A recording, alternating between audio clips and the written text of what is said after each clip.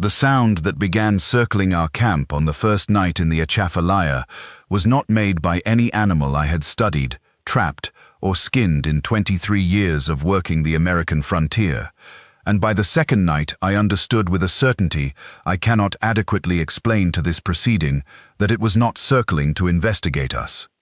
It was circling to count us. My name is Pierre Arsenault. I am 26 years of age. I appear before this territorial inquest of my own recognizance, having presented myself to the offices of the Recorder of the Orleans Territory on the 14th of January in the year 1812, some 6 weeks after the events I am about to describe.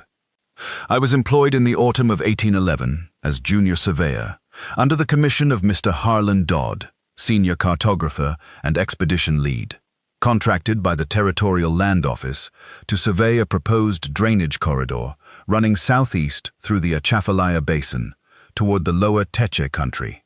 I am giving this account because 3 men are dead, or I believe them dead, as no bodies have been recovered, and because the chain I have submitted to this proceeding as physical evidence requires an explanation that I am, to my knowledge, the only living man positioned to give. I will not dress this account in language designed to make it easier to receive. I will say what I saw, what I heard, what I smelled, and what I did. This proceeding may determine what use to make of it. The commission was authorized in September of 1811, and we departed New Orleans on the 3rd of November, 4 men in a flatboat loaded with surveying equipment, provisions for 3 weeks, and a set of Territorial Land Office instructions that described the proposed corridor in the confident, abbreviated language of men who had never set foot in the basin they were proposing to drain.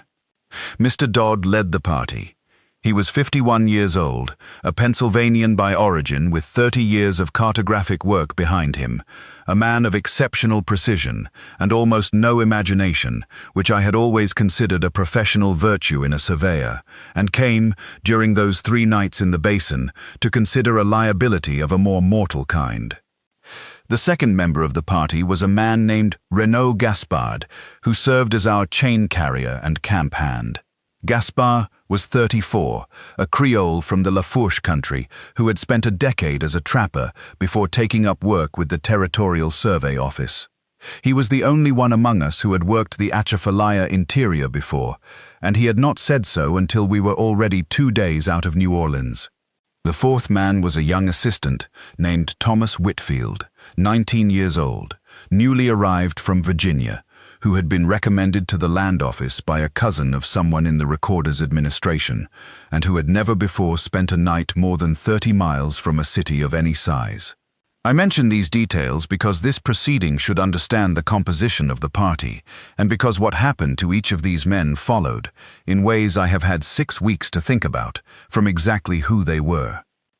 We were guided to the survey site by a Cajun ferryman named Celestin, a surname I do not know, who operated a flat-bottomed skiff between the Teche settlements and the deeper basin country.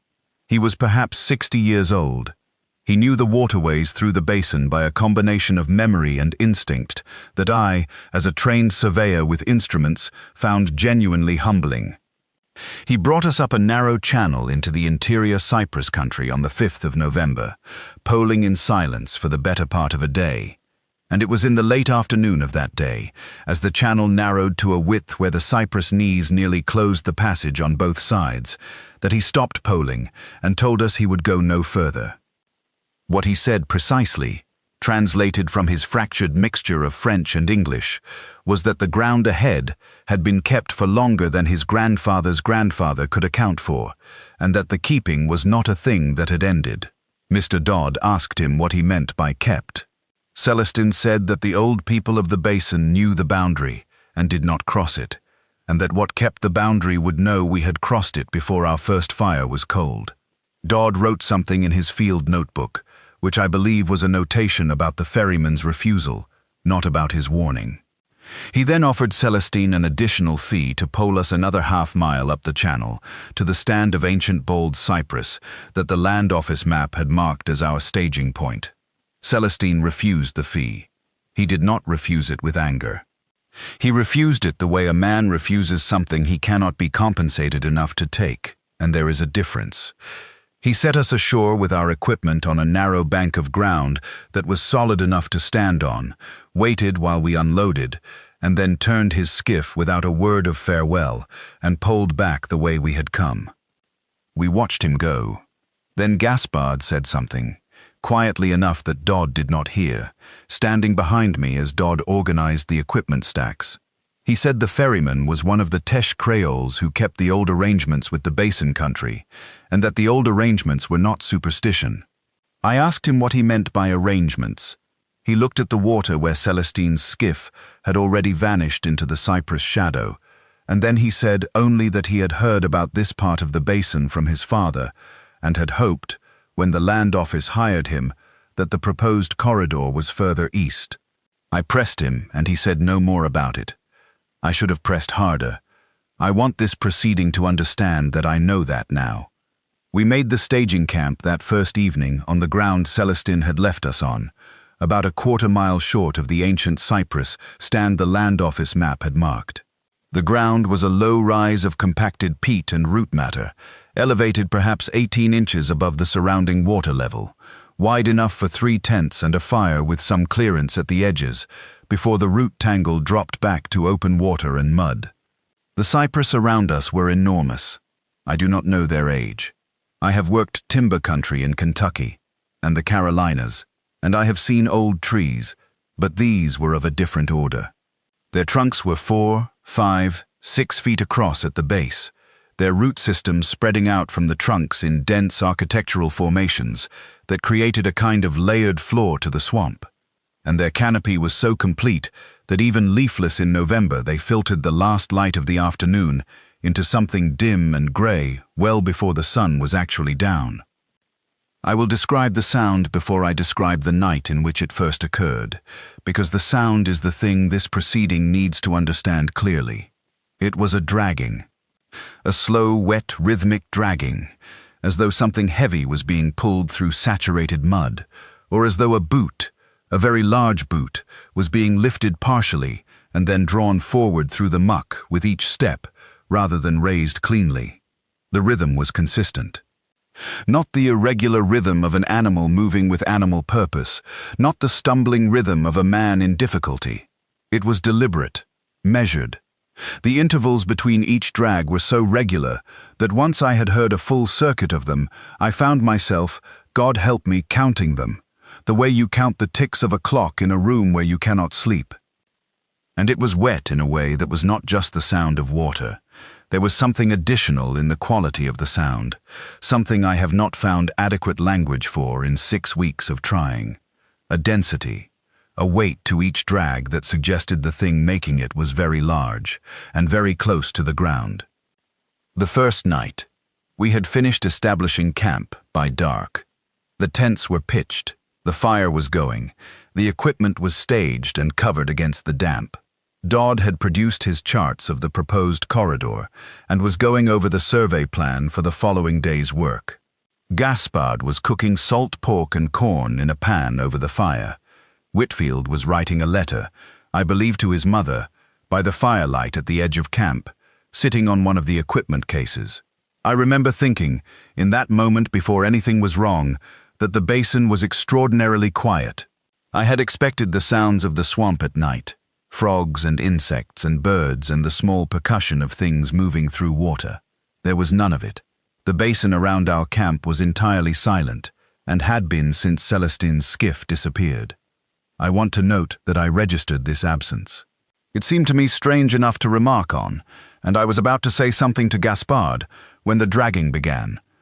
It began far out in the cypress, far enough that I had to stop and calibrate my hearing before I was sure I was hearing it at all. A low, wet draw through mud, then a pause, then another.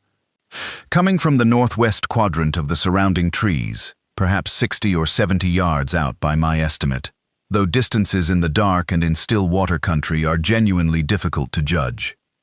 I stood up from where I was sitting and turned toward it. Gaspard heard it at the same moment. I know because he stopped stirring the pan and went very still, and Gaspard was not a man given to stillness without reason. Dodd heard it after a moment and asked what it was. His tone was the tone of a man asking about an inconvenience. Gaspard said he did not know, and his voice was not that of a man who did not know. Whitfield put his letter down. We listened. The dragging continued.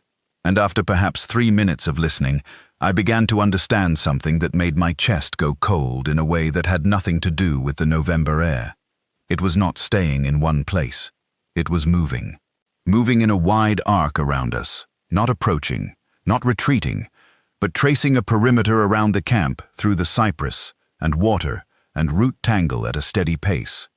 Moving from the northwest, toward the north, toward the northeast, curving east. How wide is it going? Whitfield asked this. Those were his words. Not what is it, but how wide, as though he had also understood in the same moment what the sound was doing. I said I did not know. Dodd said it was most likely a large alligator moving through the shallows. He said this with the confidence of a man who has an explanation and prefers it to not having one. Gaspard said nothing.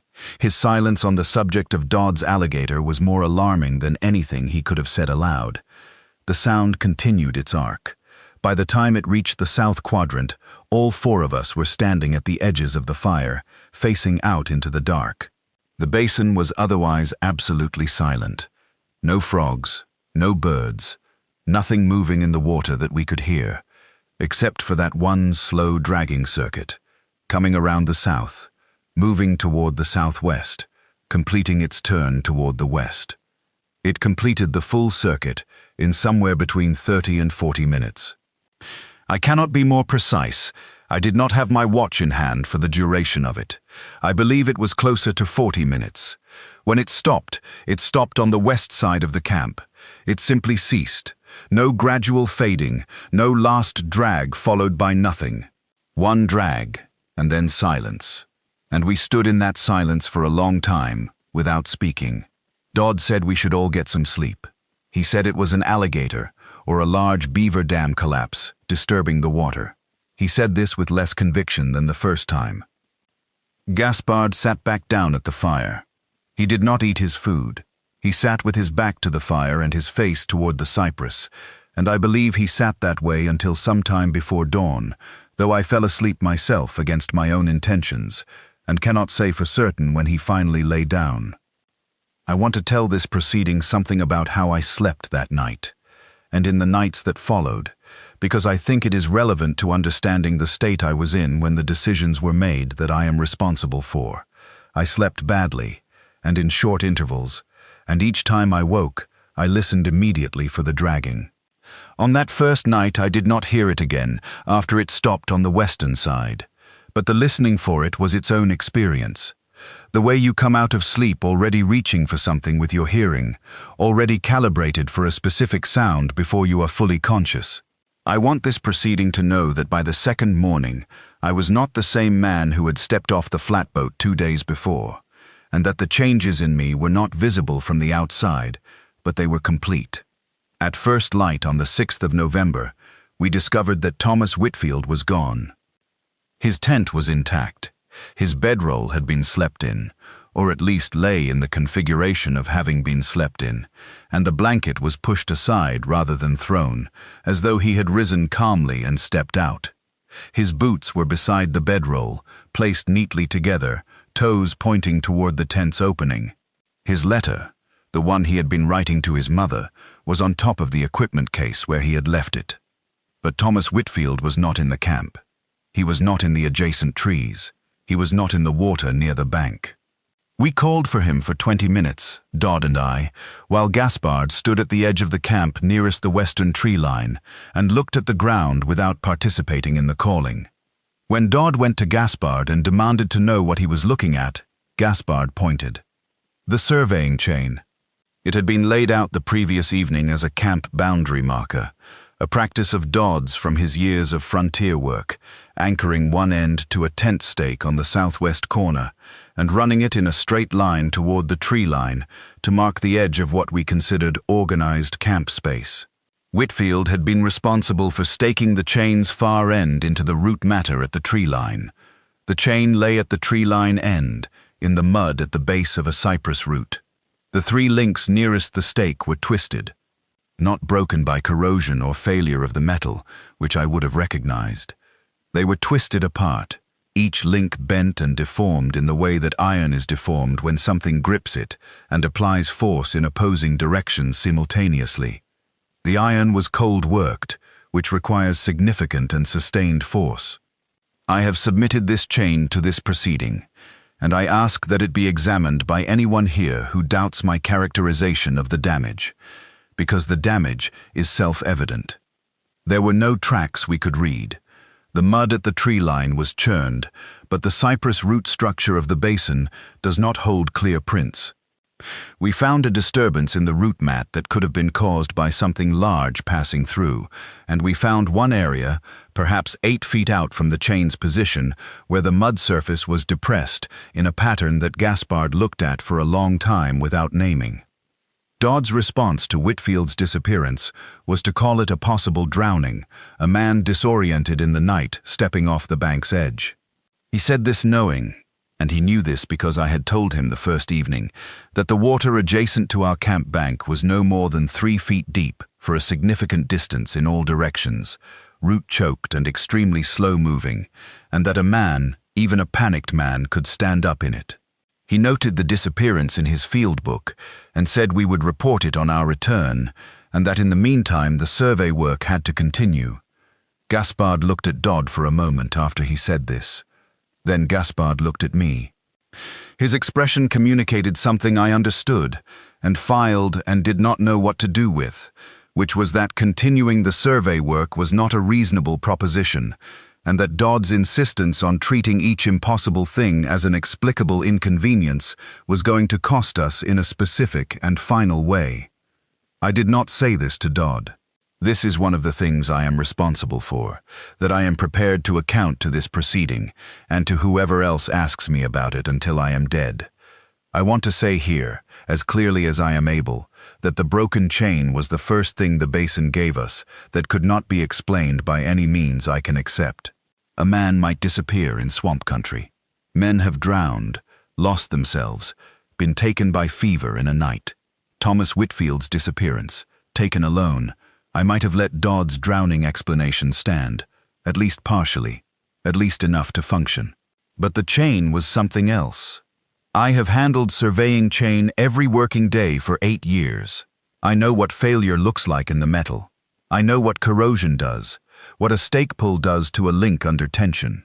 What was done to those 3 links required something that could exert lateral torsion on hardened iron chain link simultaneously in 2 opposing directions, and the only tool I know that can do that to iron without a vise and a wrench is a pair of very strong hands, very large hands, working the metal in opposing directions at the same time. I will move to the second night, because the inquest has indicated time is a consideration, and I have been speaking for some time already. We worked the survey corridor on the 6th of November, Dodd and Gaspard and I, with the equipment laid out, and the work proceeding as though 3 of us had always been the party's composition. The proposed corridor ran southeast from our staging position, and we advanced perhaps 800 yards into the interior that day, setting stakes and running chain and taking compass readings, with Dodd noting everything in his field book in his precise, unhurried hand. The basin interior was, if anything, more silent than it had been the previous day and night. At one point during the late morning, working perhaps 400 yards from camp, I stopped and listened, and became aware that I could not hear a single living sound from the surrounding swamp. Not water movement, not insects, not a single bird. I am going to describe what I noticed at our furthest point of advance that day, at the 800-yard stake, because I think it matters for this account, and because I have not seen it written anywhere in the Land Office materials, or in any of the notes Dodd kept. At the 800-yard position, there were marks on 2 of the large cypress trunks, facing each other across the proposed corridor line. High up, perhaps 11 or 12 feet above the root base. They were not cut marks, not the even lines of a blade. They were furrows, deep and parallel, running diagonally down the bark in sets of 4. Each furrow was perhaps 2 inches wide and 4 or 5 inches deep into the wood, and the wood at the bottom of each furrow had a dark, greased look, as though the thing that made them had coated the wound while making it. The furrows on each tree descended in the same direction, right to left. They had not been made recently. The bark edges had healed somewhat around them, but they were present, and they faced each other across exactly the line we were attempting to survey, and I registered them, and I told Dodd about them, and Dodd wrote something in his field book and said they were bear marks, and we moved on. I will note here that I have seen bear marking on trees in Kentucky and in Tennessee, and that bears mark between 4 and 7 feet above ground level as a height display, and that no bear in North America reaches 11 feet at full extension. I did not say this to Dodd at the time. I will say it to this proceeding now. We returned to camp before dark. Gaspard made a fire quickly, with more attention to the fire's height than was strictly necessary for cooking, and I understood that he was thinking about the perimeter the fire would establish and the light it would throw, rather than about the warmth or the food. I was thinking the same thing. We did not say this to each other. We did not need to. I want to note something about Gaspard that this proceeding should have in the record. He was a trapper.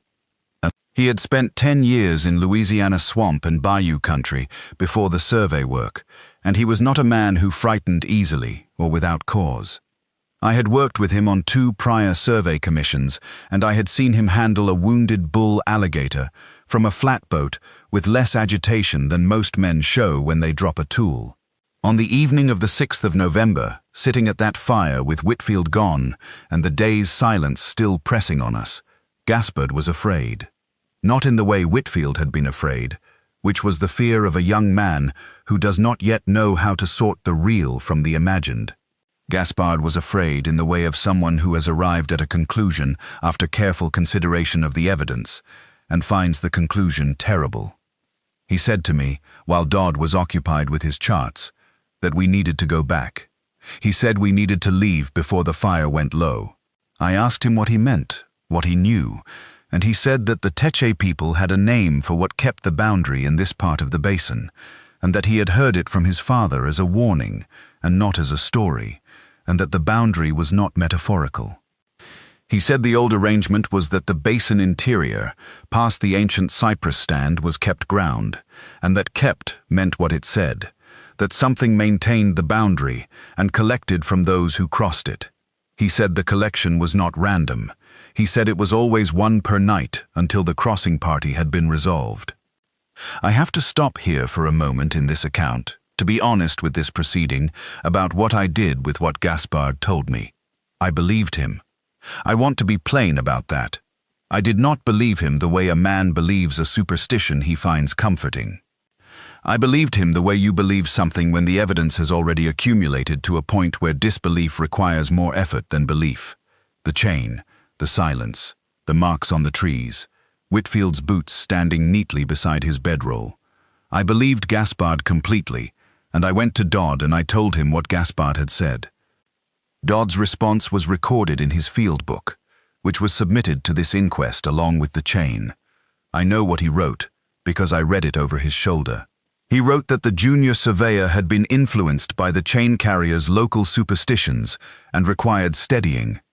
He then told me, face to face, that we had a commission to execute, and that the Territorial Land Office had contracted a specific deliverable, and that one accidental drowning, however unfortunate, was not grounds for abandoning a paid commission, and that if I was not able to maintain professional focus, he would note that in his report as well. He said this without malice. He said it in the voice of a man who has spent 30 years believing that the world rewards systematic thinking and that anything which cannot be systematically explained is therefore beneath serious attention. He said it in the voice of a man who was not going to live to write his report. I did not push further.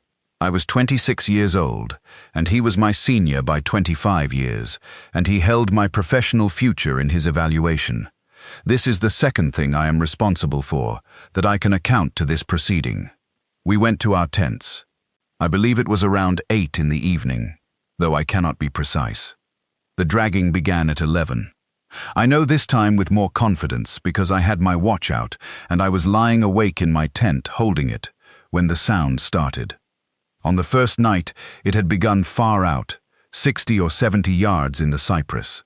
On the second night, it began at approximately 40 yards.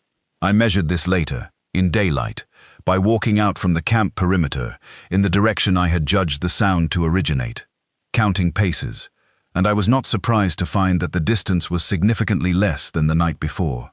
It was not circling on the second night.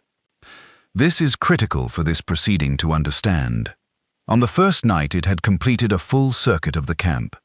On the second night, it did not circle. It approached. The dragging came from the northwest, as it had the first night, but rather than beginning to arc east, it came in a straight line toward the camp.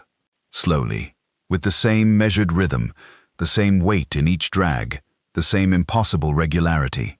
I came out of my tent without waking Dodd, which I did not do on purpose. I simply moved without thinking, and found myself outside, standing at the fire's edge. Gaspard was already there. He was standing with his back to the fire and his face toward the northwest, and he had his trapping knife in his hand, which I had never seen him carry at camp. I will not claim that a trapping knife was adequate to the situation. I believe Gaspard knew it was not adequate. I believe he held it because having it in his hand was the only action available to him, and he was not a man who could stand in the face of something with his hands empty. The dragging came closer. I judge it reached perhaps 20 yards from the camp perimeter before it stopped. Then it was absolutely silent. The fire was burning at perhaps half the height Gaspard had built it to at dusk, and the light it threw reached perhaps 10 yards into the cypress, which meant that whatever had stopped 20 yards out was in the dark beyond the firelight. We could not see it. But we could feel, or I could feel, and I believe Gaspard could feel, that something was at that edge of darkness looking back at us, in the same way that you feel the weight of a gaze on the back of your neck in a room you thought was empty. We stood at the fire. The silence held for perhaps 10 minutes. Then, from the direction of the southern tent, which was Dodd's tent, there was a sound. Not a scream, not a sound of struggle or alarm. A sound that I can only describe as wet and very brief, shorter than a single breath, and then absolute silence again. Gaspard moved toward the southern tent, and I caught his arm and held it, and I am not sure why I did that. Whether it was cowardice or animal instinct or some part of my mind that understood that moving toward that tent in that moment was the wrong direction to move. We stood at the fire. The silence continued. After several more minutes, I heard the dragging again, and it was moving away from the camp, back toward the northwest, and it continued until I could no longer hear it.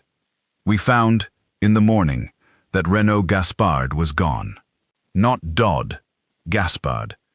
I want this proceeding to understand how I received this information on the morning of the 7th of November. I had spent the night believing that the sound from the southern tent had been Dodd. I had organized my expectations around Dodd's disappearance, had begun in some numb functional part of my mind to account for what I would do with 2 remaining men in the party and 1 commission still to complete. And what I found was that Gaspard, who had been standing at the fire not 8 feet from me, was gone, and that Dodd was in his tent and alive and furious. Gaspard's tent was empty. His knife, the one he had been holding at the fire, was on the ground at the edge of camp, in the mud near the northwest corner, approximately 12 feet from where we had been standing. There was no blood. There were no sounds of struggle that I could retrospectively associate with his disappearance, other than that one brief wet sound from what I had judged to be the southern direction. Either I had misjudged the direction, which is possible in the dark, or the sound had nothing to do with Gaspard's disappearance, which I cannot account for any other way. The sound Gaspard made at the moment of his disappearance, if that is what it was the sound I believe this account will return to for the rest of whatever time I have. I will come to what I believe about that sound later in this testimony, because it connects to the third night in a way I cannot explain without first establishing this. Dodd's response to Gaspard's disappearance was different from his response to Whitfield's. He was not dismissive. He was white-faced and very still, standing over Gaspard's knife in the mud, and he said nothing for a long time. When he finally spoke, he said that we would break camp immediately and retreat to the channel where Celestine had left us, and that we would wait at the channel bank for whatever traffic came along, or until we could construct a signal for the settlement downstream. He said this in the voice of a man who has revised his understanding of the world in the night and has not finished revising it. I said yes. I began taking down my tent. It was during this process of breaking camp, with both of us working quickly and without speaking much, that Dodd's ankle happened. I have thought about this moment many times in the 6 weeks since, because it was the pivot point of everything that followed, and I want to describe it as accurately as I am able. Dodd was carrying a rolled section of tent canvas toward the equipment staging area, moving quickly across the root mat of the bank's edge, and he stepped into a depression in the root structure that was concealed under a surface mat of dead vegetation. His right foot went through to the knee. When he pulled it free, or rather when I helped him pull it free, his boot came off in the depression, and his ankle was bent in a way that I recognized immediately as a break. The snap had been audible. He went down and did not get back up, and when I got him onto his back and examined the ankle, it was already swelling in the boot, and he could not bear weight on it. I want to note for this proceeding that I do not believe the depression in the root mat was made by the thing that had been circling our camp. I believe it was a natural feature of the cypress root structure, and that Dodd stepped into it because we were both moving faster than care permitted. I note this because I am aware that a deposition about events of this nature may invite the inference that every misfortune was caused by the creature. I do not know what caused Dodd's ankle to break.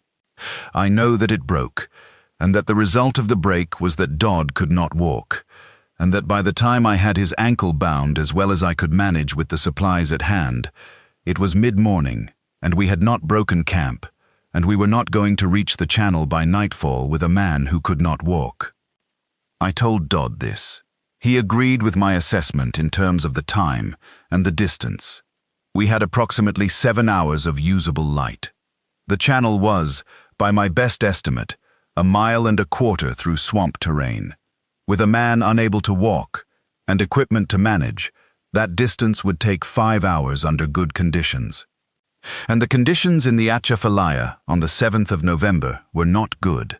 The ground was saturated and the root mat was treacherous, as Dodd's ankle had demonstrated, and the air was cold enough that a man who fell into the water and could not get out quickly was in danger from exposure. We argued about this. I use the word argued carefully. Dodd wanted to attempt the retreat immediately, regardless of the time calculation. He said that moving in the dark, if it came to that, was preferable to remaining in camp for another night. I disagreed, and my disagreement was not strategic. It was based on what I believed, and what I now believed completely, about what the third night would bring. I believed that moving through the cypress in the dark with an injured man was not preferable to any alternative. I believed that if we were moving through those trees when the dragging started, we would not have the fire, we would not have the open ground of the camp, and we would not have the option of staying still and waiting. "We are out of nights," Dodd said. He meant, I think, that staying for a third night was not survivable. He was correct. But I said we would build the fire high, and wait for first light, and move at first light with a full day ahead of us, and Dodd finally agreed. Not because he believed my plan was better, but because he had no way to enforce his own, without legs that worked. And he knew it, and I knew it, and neither of us said that part aloud. We spent the remaining daylight hours doing two things. Dodd sat at the fire, which we built to the highest height the available wood would sustain, and he finished the survey notes in his field book, writing everything in his precise hand, completing what he could of the commission's required documentation. I have since understood that this was not professionalism. It was a man putting his affairs in order with the tools that were available to him. And I spent the afternoon fortifying the camp perimeter in the only way I could think of, which was to gather as much dry wood as I could reach without moving more than 30 yards from the fire, and to stack it in a ring around the camp's outer edge, intending to light it if the sound came close enough. The idea was to have a firebreak, a perimeter of light. I should say honestly that this idea was not good. The wood I could gather in the time available was not enough to make a meaningful fire ring. But it was the only action I could conceive of that was not sitting still and waiting, and I needed to be doing something. I also retrieved the broken chain from where it lay at the tree line and brought it back to the center of camp. I do not know exactly why I did this. I had some thought that it might be important as evidence, if we were to report what had happened. I had some thought that leaving it where it was felt wrong, like leaving a wound open.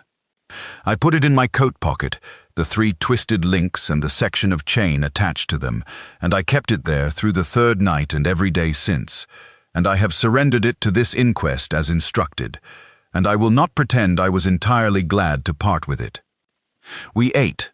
Dodd's appetite was poor, and mine was worse, but we ate.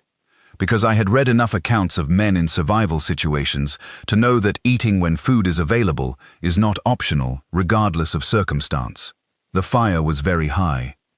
The light it threw reached perhaps 15 yards into the surrounding cypress, and the basin beyond that ring of firelight was dark in the way of total dark, the kind of dark that does not exist in cities or settled country, a dark that has depth and texture. Dodd was sitting on the equipment case with his ankle elevated on a rolled canvas. He was reading from his field book. At one point he looked up from it and looked out into the dark around us and said, quietly, almost to himself, that he wished he had listened to the ferryman. I did not know what to say to that, and I said nothing. I will now describe the 3rd night to this proceeding in as complete a detail as I can maintain. The dragging began at approximately 9 in the evening, not from 60 yards, not from 40. It began at approximately 12 yards from the edge of camp, in the northwest quadrant, and it was louder than either of the previous 2 nights, louder in the way that proximity makes sound louder, but also in another quality that I have not been able to name, as though on the previous nights the sound had been somewhat contained, somewhat directed, and on the 3rd night it was not bothering with containment. It was making the sound because the sound was part of it, not because the sound was concealed from anyone. It did not circle. It moved straight. Dodd heard it. He put the field book down and looked toward the northwest. His face in the firelight was the face of a man who has accepted something, but has not finished accepting it. I got to my feet. I built up the fire from the stacked wood, throwing as much onto it as it would take. The fire went higher. The light ring extended, and for a moment I thought I could see something at the edge of the light, at the 12-yard mark, and then I decided I had not seen anything, and I do not know, to this day, which was true. The dragging stopped. I will be precise about what happened next. The dragging stopped, and the silence was total and lasted for perhaps 3 minutes. Then, from the northwest edge of the firelight, perhaps 9 yards from where I stood, the sound began again, and it was inside the firelight perimeter, which meant that whatever made it was inside the firelight perimeter as well. I want to stop here and say something to this proceeding about what I saw, because I understand that the deposition framework requires me to report what I observed, and because I have spent 6 weeks trying to find language for it that does not sound like a lunatic or a liar. I will report what I saw plainly, without the qualifications I have wanted to put around it, and this proceeding can determine what weight to give it. What I saw was this. There was a form at the edge of the firelight. It stood upright, which is to say it was not on 4 legs, though the question of whether it stood as a man stands is more complicated than I can fully answer. It was very tall. I estimate its height at between 8 and 10 feet, which I acknowledge is an extraordinary claim, and I make it based on its position relative to the cypress trunks surrounding the camp, whose heights I had occasion to estimate during the survey work, and which I found averaging approximately 60 feet, with first branching at around 12 to 14 feet. The form was below first branching. It was below, but not by a great margin. It was proportioned in a way that is difficult to describe without reference to a human form, because the proportions were similar to a human form, but the scale was wrong, and the weight distribution was wrong. The width across the shoulders and chest, relative to the height, was greater than you would expect, and the arms, which I could see hanging at the sides in the firelight, were longer than they should have been. I am not going to describe the face in detail. I am not going to do this because I did not see it clearly, and because what I half saw in the firelight is not something I can render in language that serves anyone in this proceeding. I will say that there was a face, and that it was turned toward the fire, and that this is consistent with what Gaspard had told me the previous afternoon about the name the Teshe people had for the thing, which was a name I knew from Creole country as a word applied to something that was no longer entirely one thing and had not finished becoming another. Dodd saw it. I know this because he made a sound that was not words, and pushed himself backward on the equipment case until the case tipped and he went down. He caught himself on his hands. His broken ankle hit the ground and he cried out, and the cry was sharp and immediate, and then he went silent, looking at the form. The form was at the edge of firelight. The fire was high, and it stepped through the firelight, not around it. Through it, into the camp, into the area where we had been sitting for 3 nights, where the tents were pitched and the equipment was stacked, and where Whitfield had written his letter, and Gaspard had cooked salt pork, and Dodd had done his survey mathematics by lantern light, and it walked through the center of our camp with the slow, dragging gait I had been hearing for 3 nights, and the sound in the soft ground of the camp's interior was exactly what I had been hearing across 60 and 40 and 12 yards of dark swamp, that same dense, wet rhythm, and it was inside the camp, and I ran. I want this proceeding to hold that clearly. I ran. I did not make a decision in the way that the word decision implies deliberation. I ran in the way that an animal runs, which is to say that my body moved before my mind had fully engaged with the question of moving, and I was at the camp's southern edge, and then in the root mat beyond the edge, and then moving through the cypress before I had fully understood that I was doing it. What I heard behind me as I ran was Dodd. He called after me, once. He said my name, or rather he said what I will allow this proceeding to record as my name, and his voice carried across the swamp in the still air, clearly enough that I heard every word. Arsenault. Don't. 2 words. That is what I heard. I did not stop. I will not characterize what I heard after those words, or rather I will characterize it only minimally, because I have spent 6 weeks trying to find characterizations for it that satisfy me, and none of them do. There was a sound from the camp behind me that was not made by Dodd. It was brief. And then there was silence, and I ran through the dark through the cypress root tangle, toward where I believed the channel was, falling twice into the root mat and rising, losing 1 boot in water and running without it, and I ran until I reached the channel bank, which took, by my subsequent estimate, somewhere between 40 minutes and an hour, and I collapsed on the bank and did not move until dawn. At dawn, a pirogue came down the channel, carrying 2 Acadian men from the lower settlement, and they saw me on the bank and brought me aboard without hesitation, and one of them gave me a coat because I was shaking badly enough that he reached for it before I had said a word. They brought me downstream to the settlement, and from the settlement I was able to eventually secure passage back to New Orleans, where I presented myself to the Territorial Recorder's Office on the 14th of January, 1812. I have not returned to the Atchafalaya Basin. I have not been able to articulate to anyone who has asked me about the commission what exactly prevented me from gathering a recovery party and going back in the days immediately following. I can articulate it to this proceeding, which is the purpose of this deposition. I knew, in the way that I knew the weight of the chain damage and the meaning of the marks on the trees, and the significance of Gaspard's expression when he listened to Celestine's refusal, that there was nothing to recover. That the basin had resolved the account of 4 men who had crossed into kept ground, and that the resolution was complete, and that returning would be a different crossing for a different purpose that might or might not meet with a different response. I did not believe, and I do not believe now, that what is in that ground can be negotiated with by men who have already offended it, or that an armed party of any size represents an argument it would find meaningful. The Territorial Land Office has been notified of the failure of the Commission. The proposed drainage corridor has, to my knowledge, not been resurveyed. Whether that is a consequence of the notified failure or of some other administrative consideration, I cannot say. I want to address one more thing to this proceeding before I close my account. There is a question, implicit in the framing of this inquest, of what I could have done differently in the moments that mattered. The question is implicit in the structure of the inquest itself, in the fact that I am here giving a deposition about why I am the only one of 4 men who came back, and in the fact that this proceeding has accepted the broken chain as evidence without specifying evidence of what.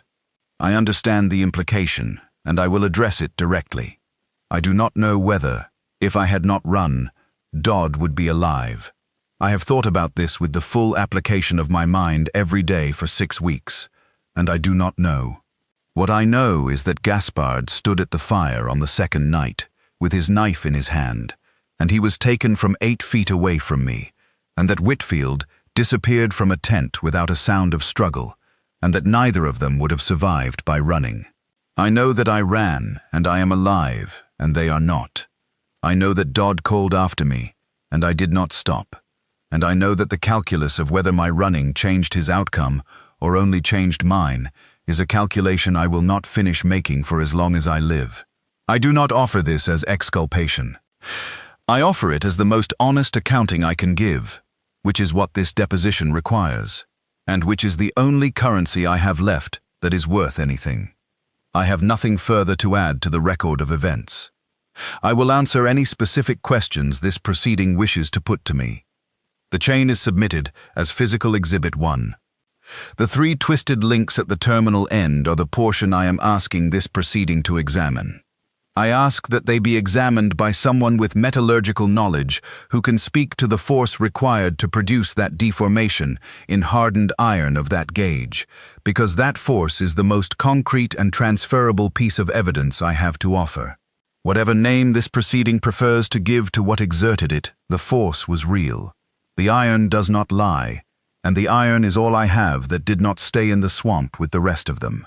I am P. Arsenault, Junior Surveyor of the Orleans Territorial Survey Commission. This account is given under oath before the inquest of the Orleans Territory in the city of New Orleans, in the month of February, in the year of our Lord, 1812. I hear it still. Not the dragging, which is what you might expect, but Dodd's voice. 2 words across the dark water, carrying perfectly in that absolute swamp silence, and then nothing. The basin took everything else, every material thing we brought into it, but it left me that sound, and I think it will. Gaspard had a daughter in La Fourche. She was 4 years old. I have not gone to tell his wife what happened to him in the Atchafalaya, and I have not been able to determine what reason I could give for not having done so that is not simply the truth, which is that going to that house and standing in front of that woman and that child and accounting for why I came back and Renaud Gaspard did not, is something I have not yet been able to make myself do. I know I will have to. I know it the way I know the weight of the chain in my coat, which is a weight I felt for 6 weeks even after I surrendered the chain to this proceeding, as though the twisted links had left an impression in the fabric and in the hand that carried them, or perhaps in something underneath the hand.